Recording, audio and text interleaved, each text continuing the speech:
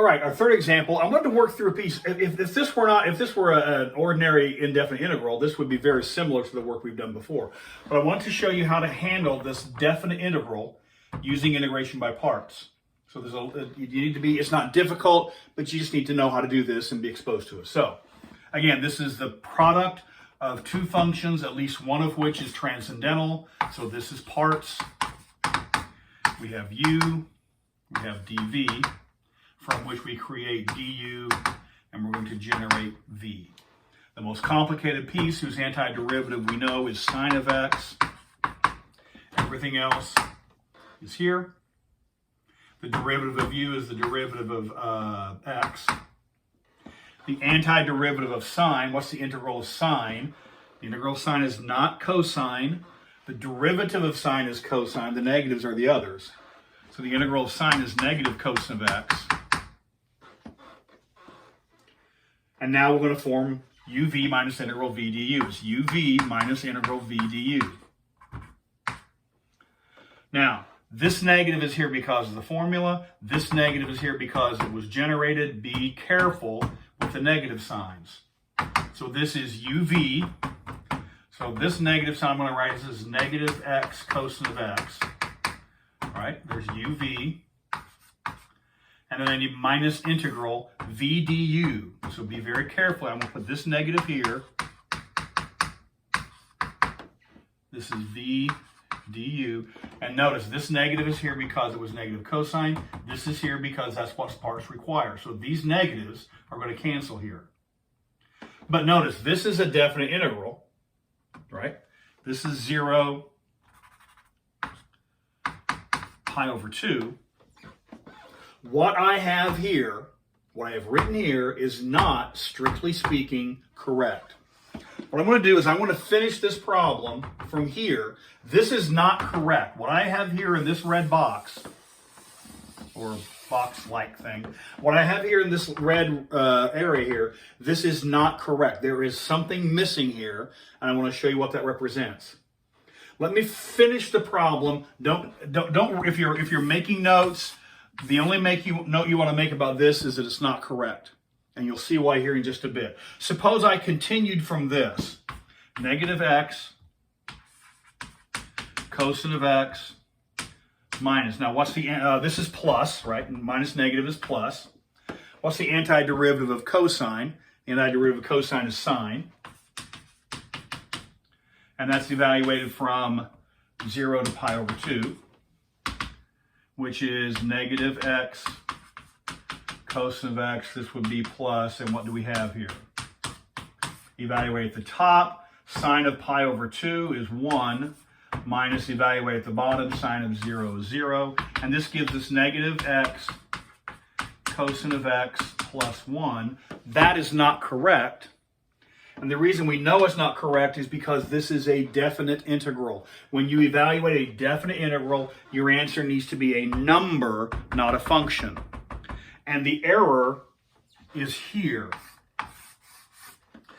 This, when you form uv, when you're doing a definite integral involving uv, parts, you generate uv. This also needs to be evaluated from 0 to pi over 2. It is as if this piece of the integral has already been finished. There's one more piece yet to do.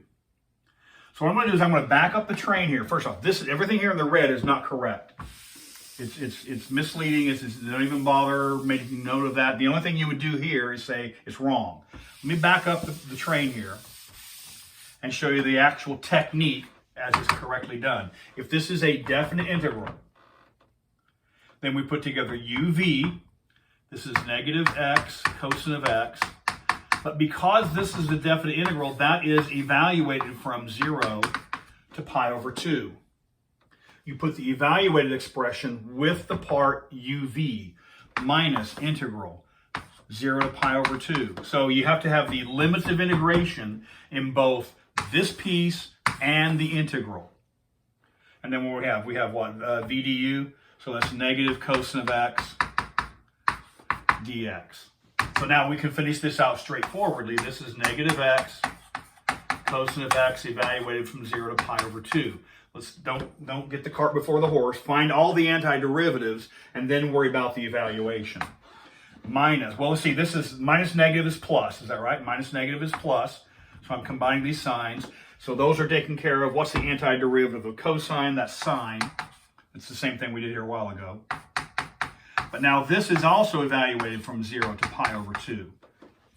If you have two expressions evaluated from the same values, assuming the functions are all defined, you may actually combine this into one large evaluation.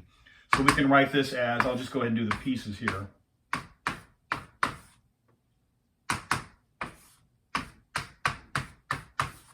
So I'm going to take this piece and evaluate it here. I'm going to take this piece and evaluate it here and combine all the pieces here. So we have negative, evaluate at pi over 2, so it's negative pi over 2 times cosine pi over 2. Negative pi over 2 cosine pi over 2 minus, evaluate at the bottom. Well, 0, is it clear? 0 times 0 falls out. 0. Now I'm going to evaluate this. At the top, sine of pi over 2 minus, evaluate the bottom, sine of 0.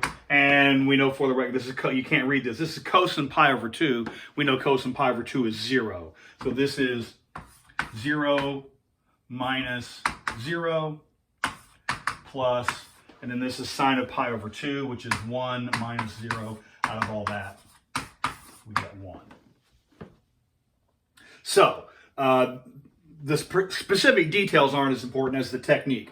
When you have integration by parts with a definite integral, when you find uv, that is also evaluated at the limits of integration. You finish this integral, evaluate that at the limits of integration, and then evaluate the first, plus or minus, as the problem says, evaluate the second, and combine all the pieces together. And so that's number 3. And then in the next little video here, we'll talk about going through number 4.